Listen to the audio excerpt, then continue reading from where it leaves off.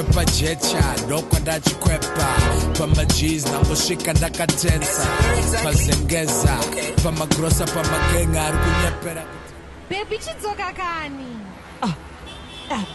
ivoice raMai Todhlana ke Ko baby uri kurasika papi rega ndidile nemamwe mutsawa izvo zvanenge vatonzwa kuti uri muno tisvikewo pano kuna asikana kuna manga masvika nguva futi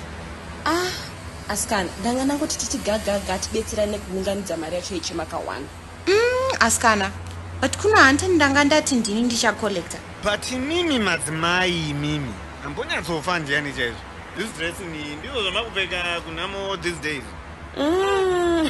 Nkwasha tsama zoti hamuna kana yes moms hapana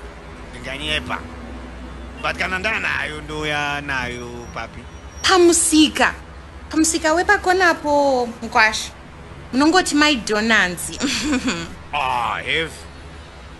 ndinogona kupfuura napo nela rega ichipfuura isu Nkwasha gara zvematini tokuti yani munonditi Tsano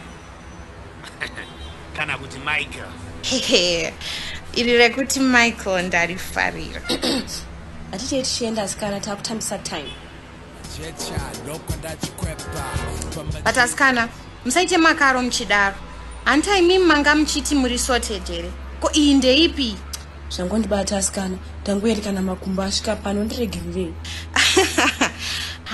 but maplan unawo iye nhamo wanga waigaya nguva ifuti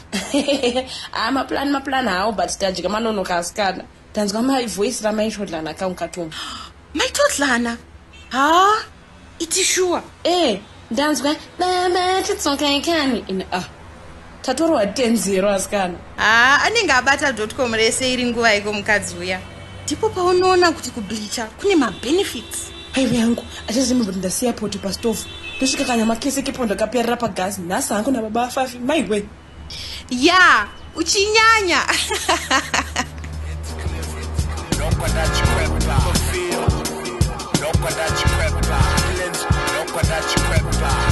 PaZengeza ndokwenda chikwepa